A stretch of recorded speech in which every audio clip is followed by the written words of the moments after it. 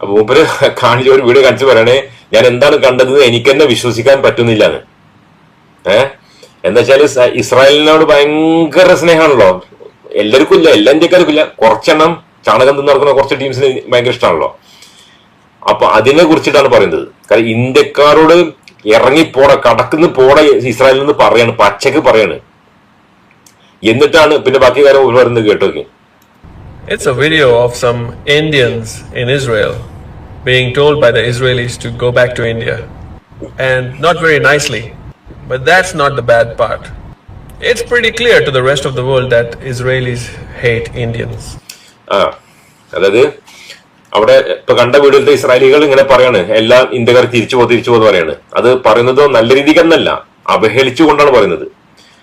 അപ്പോ മുമ്പിൽ പറയുന്നത് ലോകത്തെല്ലാവർക്കും അറിയാം, ഇസ്രായേലികൾ അവര് ഇന്ത്യക്കാരനെ എത്ര കണ്ട് വെറുക്കുന്നുണ്ട് എന്നുള്ള കാര്യം. അത് നമുക്ക് പല പോസ്റ്റിൽ തന്നെ കാണാൻ സാധിക്കും. ചാണകം തിന്നികളല്ല പോട, പിന്നെ എല്ലാ ഹിന്ദുക്കളെയും കൊന്നൊടുക്കേണ്ടതാണ് കാരണം വിഗ്രഹാരാധകന്മാരാണെന്നൊക്കെ പബ്ലിക്കായിട്ട് പറയാണ്, പബ്ലിക്കായിട്ട്. പക്ഷെ മുസ്ലിം വിരോധം എന്നുള്ള ഒരൊറ്റ കാരണം കൊണ്ട് ഇസ്രായേലികളെ അതൊക്കെ പറഞ്ഞാലും കുഴപ്പമില്ല, ഞങ്ങള് നിങ്ങളുടെ ആസനം താങ്ങിക്കോളാന്ന് പറഞ്ഞിട്ട് കുറെ സംഖ്യകൾ ഇപ്പം ഉറഞ്ഞു തുള്ളുകയാണ്. അപ്പൊ അതിനെ കുറിച്ചാണ് ഈ പറയുന്നത്. ബാക്കി അവിടെ എഴുതുന്നുണ്ട്, കേൾക്കുകയും ചെയ്യാം.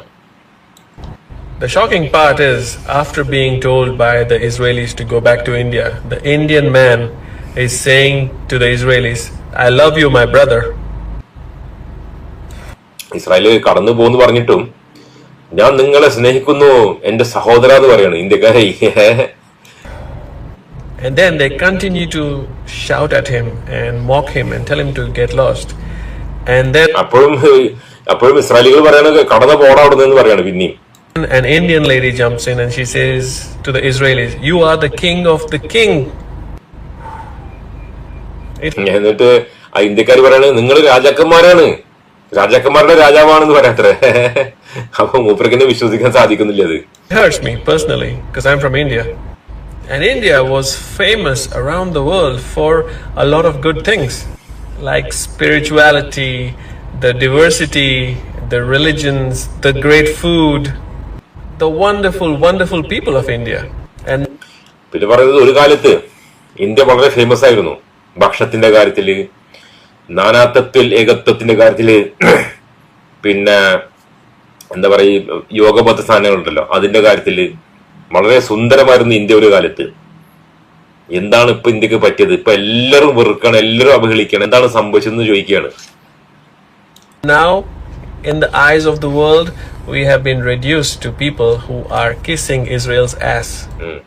ഇപ്പോ ലോകത്തിന്റെ മുമ്പിൽ ഒരു ഇസ്രായേലികളുടെ ആശ്രമം നക്കുന്ന ആൾക്കാരെ മാറി എന്ന് പറയാണ്. And I know for a fact that most Indians are not like this, but this is still bad.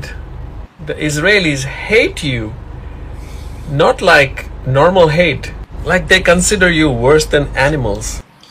പിന്നെ ഇന്ത്യക്കാരനെ ഇസ്രായേലികൾ വെറുക്കുന്നതേ വെറും വെറുപ്പല്ല, അവർ ഇന്ത്യക്കാരനെ മൃഗങ്ങളെക്കാൾ അധപ്പതിച്ചവരായിട്ട് കണ്ടുകൊണ്ടാണ് വെറുക്കുന്നത്. ആ മൂപ്പര് പറയുന്നത്. മൂപ്പര് അഭിപ്രായം പറയാം കേട്ടോ. ഞാൻ പറഞ്ഞു പറഞ്ഞിട്ട് കോയ പറഞ്ഞോണ്ട് വരണ്ട. മൂപ്പര് ഹിന്ദുവാണ്.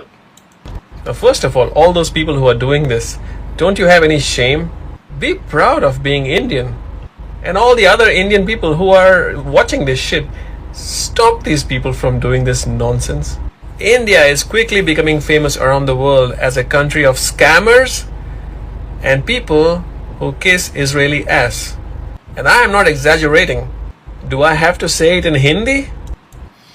പിന്നെ പറഞ്ഞത് ഇന്ത്യക്കാർ ഇപ്പൊ ലോകത്തിന് വലിയ പ്രശസ്തനാവുന്നത് ചതി, വഞ്ചന, സ്കാമർ, പിന്നെ ഇസ്രായേലികളുടെ മൂട് താങ്ങുന്നവരും. പക്ഷെ അതിന്റെ കൂടെ ഒന്ന് രണ്ട് കാര്യങ്ങൾ കൂടിണ്ട്.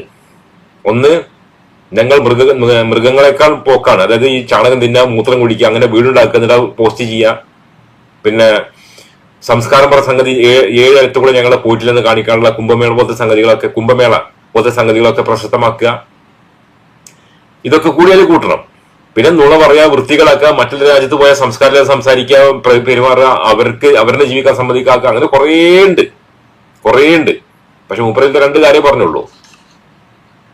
मेरे भाई, तुम लोग को शर्म नहीं आती है क्या?